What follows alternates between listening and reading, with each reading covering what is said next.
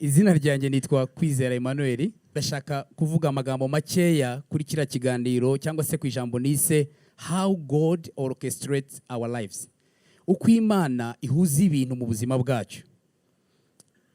Ubundi iri jambo orchestrating ni ijambo ntabwo nari ndizi mu byukuri. Najyaga numva ngo mu Rwanda habaza orchestre. So nkumva ngo orchestre ariko simenye orchestrating.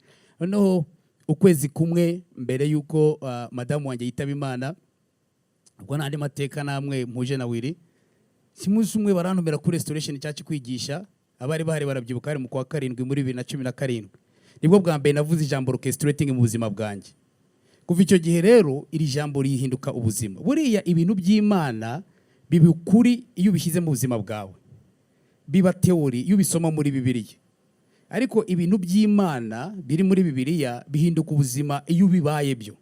Iri jambo rero orchestrating, wenda mbishyize amagambo asanzwe ya orchestre isanzwe, igisobanuro nabisiha ni nko guhuza imirya y'inanga, ibikoresho bya muzika, amajwi, noneho bikavamo indirimbo iryoheye amatwi. Nk'ubu bano bahoze bacuranga hanga mu kanya, mwahoze mubareba, mwabonye babantu bajya bahagarara imbere bagatanga mezire gutya. Sinzi je ntago naririmbye muri korali, ariko nkunda kuramya Imana kwihimbaza. Rero iyo utanga mezire buriya rukuntu babwira uri ucuranga hariya agacuranga, uyuvuza ingoma akavuza ingoma, noneho iyo bishyize hamwe bivamo indirimbo iryoheye amatwi. Ubuzima bwacu rero niko bumeze. Wenda bari kuri PowerPoint bagende badufasha kugira ngo ibyo nzajya mvuga abashaka kubyandika mu byandika. Ubuzima bwacu niko bumeze. Ubuzima bwacu buriya nabwo ni nka orchestre, nabwo bumeze nka orchestre. Imana rero ni umukozi w'umuhanga mu orchestrating ubuzima bwacu. Nahoze ndeba definition imwe cyongereza ariko ntabwo iri kuri PowerPoint. Iravuga ngo orchestrating is to plan or coordinate the element of a situation to produce a desired effect. Ni kuvuga niyo definition ya orchestrating. So ura planninga uga coordinatinga different elements ariko kugira ngo havemo a desired effect. Imana rero niwe muririmbyi, niwe mukoresha orchestre wa mbere. So niwe muririmbi, niwe turirimbisha bwa mbere. Ubuzima bwacu bumeze nka puzzle, nka wa mukino umwe kagakino kamwe abana bakina, ufata utuntu ukagenda uterateranya, ugafata akantu kamwe ugateranya kandi ugateranya kandi ugateranya kandi, noneho hakaza kuvamo ishusho y'ikintu runaka. Abafite imikino y'abana muzi ko atuntu bana bagenda bateranya. Niko n'ubuzima bwacu bumeze rero. Ibintu rero ducamo hano mu buzima nubwo atari cyo kiganiro gutanga, niko bimeze. Ubuzima buri nka puzzle. Uyu munsi ushobora kuba udasobanukiwe ibintu uri gucamo, uyu munsi ushobora kuba utabona ishusho yuzuye y'impamvu ibintu runaka biri kwa mu buzima bwawe, ariko iyo usobanukiwe how God orchestrates our lives, biguha kuvuga ngo okay, singomba gucika intege. Imana ni ifite the full picture. Kandi kijya kintangaza, hari igihe utuntu duke mu buzima tugiye hamugira ngo poste hano mu mujyi ikarujyana ikarugeza ku iposta wende kuri Rwanda ya n'urugero, nimuze kuntera amabuye ngo siko bigenda. Iposte yo muri Rwanda ya ikarujyana ikarugeza ku ndege hariya hano mu mujyi banakurana hano hejuru, bakarujyana bakarugeza i Kanombe, bakarujyana indege Rwanda ikarujyana ikajyana mu Bwongereza, urwandiko rwawe rukava mu ndege ya Rwanda ya bukinjira muri wenda Delta ya US, bakarujyana mu Washington. Undi muntu akaza karufata n'imodoka n'urwandiko rumwe ariko ruca mu maboko atandukanye kuzageza igihe ruzagera ku muntu warwanditse. Rero uyu mugabo aravuga ngo trouble is transportation. Rimwe dushobora kutabyumva ariko buri ibintu ducamo niko bimeze, bigenda biduhererekanya kugeza igihe uzagera ku mugambi Imana yaremeye yuko uzageraho. Wenda kuri PowerPoint baze kunjya kudufasha, yaravuze ngo don't complain about the trouble. The reason you have big challenges is because you have a big destiny. Aravuga ngo ntukagere rimwe na rimwe witotombera ibihe ubikomeye ucamo, ngo kubera yuko impamvu duhura n'ibintu bikomeye buriya kenshi nuko duha dufite na destiny ikomeye. Wenda gakurikiye ndagakunda kubera nta mwanya munini dufite, hari utuntu dukurikiye tubiri dukurikiro. Aravuga ngo you will not be who you are today without all the things you have been through. Ntabwo waburiwe uyu munsi utaranyuze mu bintu naka waciyemo. So uriwe kubera ibintu waciyemo. Nubwo tutari bwige cyane ngo tugiye muri details z'imyizere ya Bibiliya, kuko hari abantu bavuga atari kubundi iyo Mana mutubwira ko Imana ari Imana y'urukundo, kuki yemera ko imibabaro iba mu isi.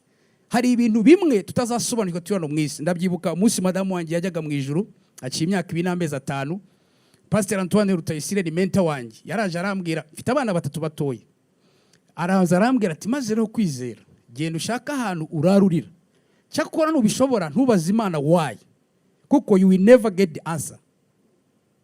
So ndabyumva ndabitekereza kandi koko nibyo buriya hari ikibazo kimwe kigoye kubaza ngo why. So buriya kubaza Imana kubera iki nibyo nk'umuntu ubabaye ariko biragoye kugira ngo uzasubira igisubizo. Haciye igihe kinini umunsi umwe ndi muri Amerika sinzi ukuntu ndi muratekereza ibintu numva ijwi ryanjye bavuga ngo why not. So Imana iri serious. So akandi yaravuga ngo don't get discouraged by the trouble, it's not the end. So ntihakagira umuntu ucibwa intege n'ibihacamo, it's not the end. Nk'ukuntu papa amaze kutubwira ntabwo Esther byarangiye. Ubuzima bwacu burenze imyaka tuzabaho. Abantu benshi impamvu batinjoyinga ubuzima nuko muzi ko ubuzima burangirira rusororo. Twebwe twakijwe for eternity, so we live for eternity purposes. Buriya ubuzima bw'umwana w'umuntu bwatangire muri eternity buzarangira muri eternity. Ni ukuvuga ubuzima mbere yuko ibihe bibaho Imana yari iriho na nyuma y'ibihe Imana izabiriho. Niyo mpamvu agakiza twakira ntabwo ari agakiza karangira mu mibatizo, oya ntabwo ari agakiza karangira mu madini, ni agakiza katwinjiza muri eternity. Ubuzima bwacu rero twakijwe for eternity. Iyo ufite imitekerereze ya eternity ntabwo utinya ubuzima bwano mu isi, nta nubwo utinya igihe cyawe kizarangira. Reka ariko ngiye muri Bibiliya hari ijambo riri mu Baroma nkunda cyane mu Baroma 8:28 rivuga ngo kuko tuzi ko kubakunda Imana byose bifatanyiriza hamwe kubazanira ibyiza arabo bahamagaye nk'uko yabigambiriye. Iri ni ijambo Imana yavuze ariko Paulo yandikira Baroma, ariko usoma igice cy'Abaroma cyose yerekana umugambi w'Imana wo kuducungura. Abaroma 1:1 aravuga ngo abari muri Kristo Yesu nta teka bazacirwaho. Noneho asobanura uburyo ki Imana yorokestratinze ibintu bitandukanye mu buzima bwacu kugira ngo duhinduke abana b'Imana. Wenda mu Cyongereza hariho version ujye hakurikiye, hariho version imwe nabonye nziza cyane. Mu Cyongereza aravuga ngo we are confident that God is able to orchestrate everything to work toward something good and beautiful when we love him and accept his invitation to live according to his plan. Nibyo rero byabaye kuri wiri kandi nibyo twese tubifuriza. Tuba dufite ibyiringiro iyo twemeye yuko Imana ariyo byose bifatikanyiriza hamwe kutuzanira ibyiza, biri very good, biri very beautiful, cyane cyane kubakunda Imana kandi abemeye. Nkunda kari akavuga ngo abemeye kwakira kugendera nk'uko umugambi w'Imana ubaho. Nanjye yumbaza ntabwo Imana yaremeye ko kunda agenda, ariko uyu munsi nibwo mbireba nkavuga ngo Esther kunda n'abandi bazagenda bakurikiyeho. Ndahamya ndashidikanya ko umugambi w'Imana ku buzima bwacu urenze imyaka tuzabaho. Ibyiringiro byacu ntabwo ari byano mu isi kuko turiho kandi twaba tutariho tugakomeza kubaho. Reka mvuge utuntu dukeya hanyuma ndekeraho. Ari ijambo ryanditse muri Itangiriro igice cya 50:20 ni ijambo nkunda Yosefu yavuze kuri ibi ndi gusobanura by'uburyo Imana ihuza ibintu kugira ngo tugeze ku mugambi wayo. Mwese nguri Yosefu murayizi ukuntu bene se bashatse kumugambanira bakamuta mu rwobo bagashaka kumugurisha bakabwira se ngo bahamwishe, ariko mwumva ijambo Yosefu yababwiye nyuma y'igihe kirekire bamaze kubona ubuhungiro mu Egiputa. Yarababwiye ngo mwari mugize imigambi yo kungira nabi, ariko Imana iyihinduramo ibyiza kugira ngo ikize abantu benshi kuko namwe mubyirebera. This is the man who understood God's purpose to our lives. Hari igihe rimwe na rimwe uca mu bihe bikomeye ukaniteranya ku busa. Bandoze bamuroze buriya bamuteza amahembe, nta mahembe bamuteze. Niba uzi ko ari umwana w'Imana uri mu ijuru wowe iturize, hari umunsi umwe uzavuga ngo now I understand. Cyakora icyo nzi, we understand everything in heaven. Ariko hano mu isi hari igihe kizagera ukavuga ngo ibi bintu, kandi nta nubwo ari ibintu gusa biva ku Mana, hari n'ibintu bitugeraho biva kuko ibintu byose bitugeraho ntabwo byose biva ku Mana. Nibiva kuri Satani, iyo uruwize Kristo mwami n'umukiza mu buzima bwawe, Imana ibibyazamo umusaruro bigahinduka umugambi mwiza ku bantu benshi. Nibyo Yosefu yavuze. Icya kabiri karakambere kavuga ngo God uses these difficulties to move us toward our destiny. So never don't fear ibihe bikomeye. Ibihe bikomeye ni igare ducamo. Niba nge nawe twarabiciyemo turi bato tungana gutya, so nawe wabicamo kandi wabishobora. Icya kabiri, God always knows what he's doing. Mubabare magakosa gatoye. Kiko cya kabiri, Imana buri munsi ibizi ikikora. Yeremiya 29:19 haravuga ngo erega nzi ibyo nibwira nzabagirira ni amahoro si ibibi, kugira ngo mbareme mu mutima w'ibyo muzabona hanyuma. God always knows what he's doing. Cya gatatu ndaragikunda cyane, ndashimira umwami twizeye, kubera ko mu byakozwe mu cya gatatu 15 iri jambo ntabwo najyaga nditekerezaho. Hari abantu dukunda kuvuga Yesu, hakavuga ibintu by'amadini, ntabwo ari ibintu by'amadini. Yesu is the author of our life. Yesu niwe mwanditsi w'ubuzima. Ubuzima bwacu umeze nk'igitabo. Chapitre mbere arangira, igakuya kabiri igakurikira, ya gatatu ikarangira. The author, umwanditsi, ni umwami wacu Yesu Kristo twizeye. Nibyo Petero yabwiraga abantu ku munsi wa Pentecote, arababwira ngo mwebwe mwishe the author of life, but God raised him from the dead. Uyu rero niwe twizeye, niyo mpamvu dufite ibyiringiro. In fact, abantu cyane cyane mu zindi byo kwandika the author of life, arababisobanura kuvuga ngo ubundi uvuze author bivuga kwandika, bivuga amagambo, bivuga words. Kandi murabizi ko Yohana 1:1 haravuga ngo Yesu yari ijambo, kandi ijambo yari Imana. Ntabwo nshaka guhuza ibidahuye, ariko ugiye deep y'iri jambo usanga ko Yesu umwami twizeye, he is the author of life. Icyanyuma rero ni ikintu ngira ngo rwose mbwire, nshimira Imana ku bwawiri. Buriya abantu benshi bafite crise d'identité. Iyo ibintu watijwe bigiye ugira depression, ariko iyo ibintu watijwe usobanukiwe ko urenze ibyo watijwe biguha imbaraga. Muzi Yobu ibintu byose bimaze kumushiraho, umudamu araza aramubwira ati vuma Imana twipfire. Yobu aramubwira ngo navuye mu nda ya mama ntacyo nambaye, nzasubira mu nda y'isi ntacyo nambaye. Naked I came from my mother's womb, and naked I will depart. The Lord gave and the Lord has taken away. May the name of our Lord Jesus Christ, may the Lord be praised. Navuye mu nda ya mama ntacyo nambaye, nzasubira mu nda y'isi ntacyo mfite. Ibi bintu byose mubona tubamo hano bitubabaza, bikadutera agahinda.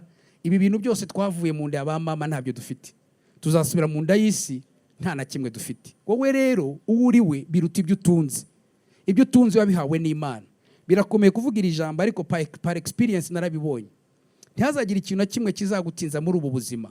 Ibintu byose wahawe anytime wabyakwa, kuko wowe uruta ibintu wahawe. Twavuye mu nda ya ba mama ntacyo twambaye, tuzasubira mu nda y'isi ntacyo dufite. Imana yaduhaye, Imana yatwaye. Uyu munsi Esther nakunda n'abandi bari mu ijuru, Imana arabaduhaye, we have enjoyed them, twarabanezerewe, barangije neza, kandi twifuza kuzarangiza nkabo. Nawe rero umenye ko uruta ibyo utunze. Ibyo utunze warabihawe, igihe Imana yabitwaye ukabusobanukiwe uriwe mu Mana, bizaguha ibyiringiro byo guha kuvuga ngo izina ry'Imana rishimwe. Imana ibaho umugisha cyane. Reka nsenge rero.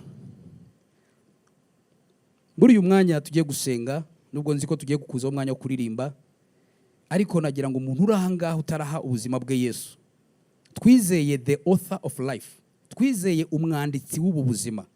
Niyo mpamvu ibyiringiro byacu bitanyeganyega. Kandi ubuzima bwacu buruta ibyo dutunze. Ubuzima bwacu buruta amadiplome, ubuzima bwacu buruta ubwenge wiri afite. Mwese wiri muramuza hangare mu bahanga ba mbere bakomeye, yaba ari muri ekonomi n'ibindi. Ariko buri igitekerezo kimurimo yarenze ibyo atunze, amenya uwo ari we. Nibyo Yobu byamuhaye imbaraga. Yaravuze ngo ibi bintu byose bigiye Imana arabimpaye, naje mu isi ntabyo mfite. Ariko agahinda gakomeye nuko abantu bagera igihe bagahinduka ibyo batunze. Ugahinduka ibyo utunze, ugahinduka ubwenge bwawe, ugahinduka icyubahiro, ugahinduka amafaranga yawe, ugahinduka abana bawe, ugahinduka umugore wawe cyangwa umugabo wawe. Ntabwo mvuga ngo uzabyakwa cyakora igihe kizagera bizagenda, ariko ndakwifuriza ngo umenye yuko Imana ikurema, yakuremye gukunda, kandi yakuremye gufite umugambi ukomeye. Niyo mpamvu yatanze Yesu Kristo kugira ngo numwizera ibi byiringiro bizima bitanyeganyezwa kubera ibyo ducamo hano mu isi bihinduka ukuri mu buzima bwawe. Ntabwo ndi buguhamagare ngo tugusengere kubera ko hano turi muri famiye, ariko niba utarafata icyemezo cyo kwakira Yesu umwami n'umukiza, ngo ibi byiringiro bizima birenze ibyishimo bya hano mu isi bikujyemo, ndasenga mu izina rya Yesu kugira ngo uyu mugoroba ubwo nza kuba nsenga ubwire Yesu uti mwami Yesu, nanjye bira byiringiro nabonye biri muri Willy, biri muri Kwizera n'abandi, ndasenga kugira ngo ibi byiringiro bizima ubimbemo. Dufite ibyiringiro kwa bacu twabuze tuzongera kubabona, kandi imirimo yabo bakoze hano mu isi ntabwo izarangira, kuko babayeho muri eternite, kandi bariho muri eternite, kandi bizeye Imana iri eternelle. Imana ibaho umugisha. Kadusenge. Mana yacu, Imana nziza, uri Imana igitangaza. Trouble is transportation. Rimwe iyo turi mu bibazo ntabwo tumenya icyo ugambiriye gukora. Ubuzima bwacu buragoye ngo tubusobanukirwe mu bihe bikomeye. ariko nyuma y'ibihe bikomeye tujya dusobanukirwa umugambi wawe mwami. Niba tubwiriza ijuru tugomba kwishima ko abacu baritaha. Niba tubwiriza ijuru tugomba kunezerwa mwami iyo dufashije abo tubana abo twubakanye ingo kubageza mu bwami tubwiriza mwami. Tugushimiye ku bwa Esther ko uyu munsi ari mu ijuru. Tugushimiye ko wiri n'abana be batazigera bakorwa n'isoni. Tugushimiye ko buri munsi bazakomeza kugira imbaraga mwami.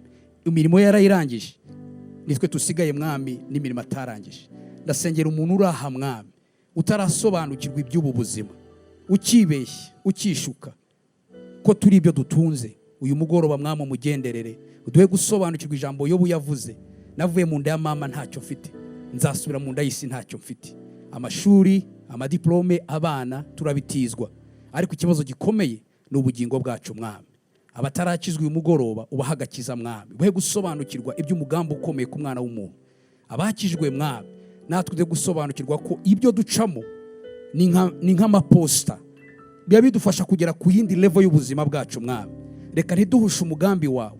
Sengera abantu bacamuye nk'ibi twaciyemo mwami, bakagira depression, bakaba barataye ibyo kwizera, bakaba bari confused about God. It's normal, birumvikana mwami. Abo nabo turabibutse uyu mugoroba, ngongere wibutse kuri Imana y'urukundo no mu bihe bikomeye.